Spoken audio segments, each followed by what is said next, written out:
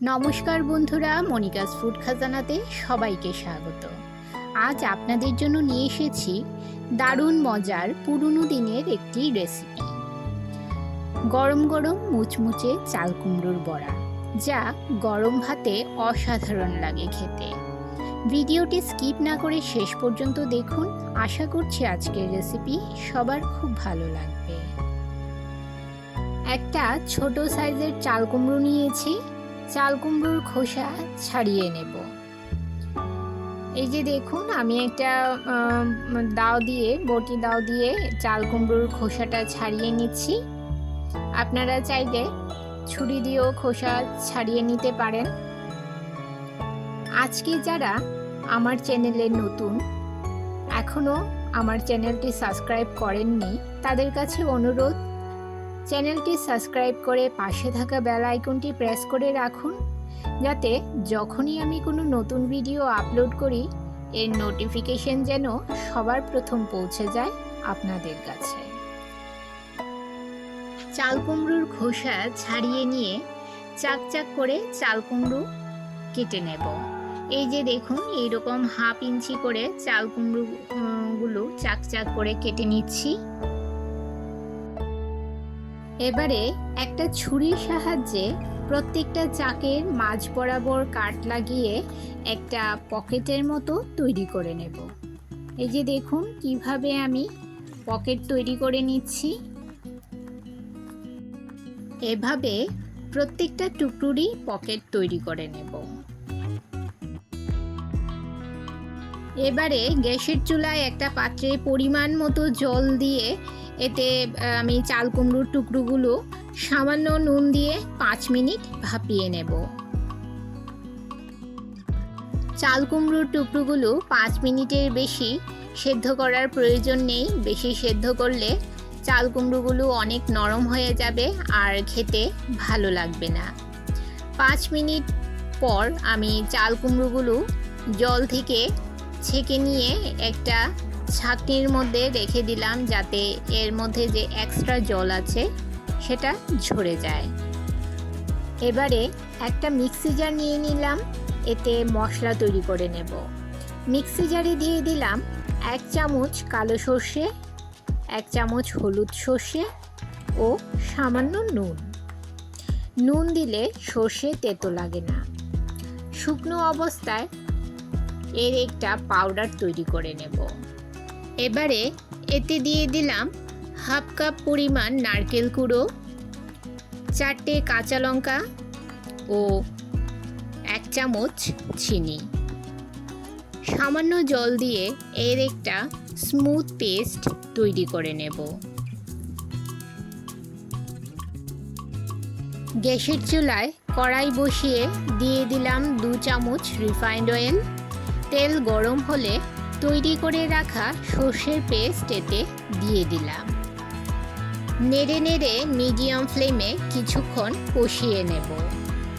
নাড়তে নাড়তে যখন জলটা শুকিয়ে আসবে, যখন ঠিক এই রকম ভাজা ভাজা মতো হয়ে আসবে, এই পর্যায়ে গ্যাসের ফ্লেম বন্ধ করে দেব।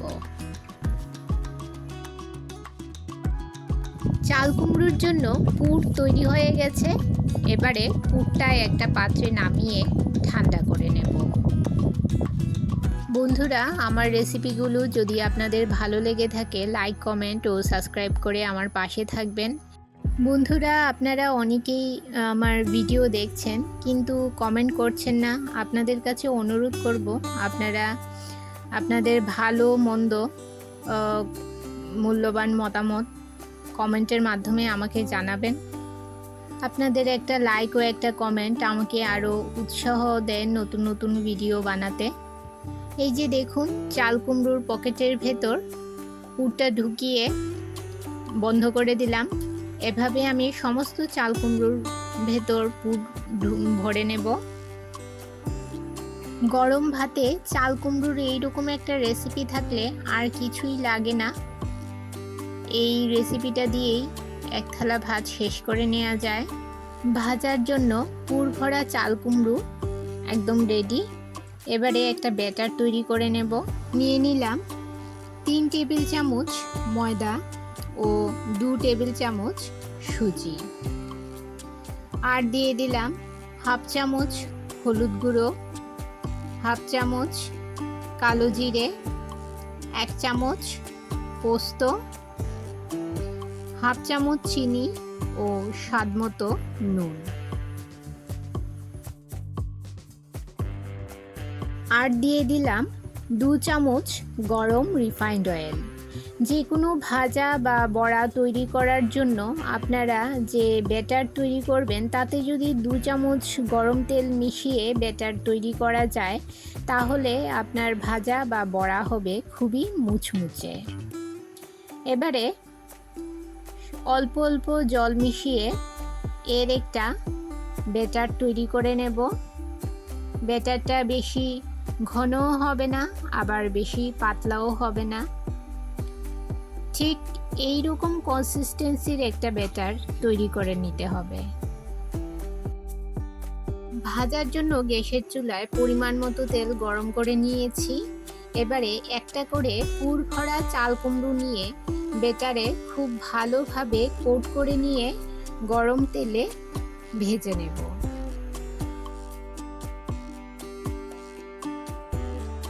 সবগুলো বড়া একসঙ্গে ভাজবো না, 2-3টে করে বড়া দিয়ে ভেজে নেব। একসঙ্গে সবগুলো বড়া ভাজলে একটার গায়ে একটা লেগে যাবে আর বড়াগুলো উল্টাতেও অসুবিধে হবে। মিডিয়াম ফ্লেমে লাল লাল করে একটু সময় নিয়ে বড়াগুলো ভেজে নিতে হবে।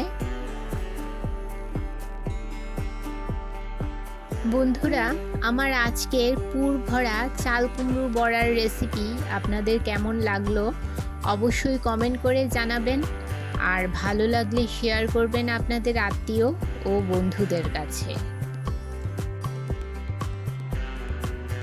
বন্ধুরা, দেখেই বোঝা যাচ্ছে চাল কুমড়োর বড়াগুলো কতটা মুচমুচে হয়েছে।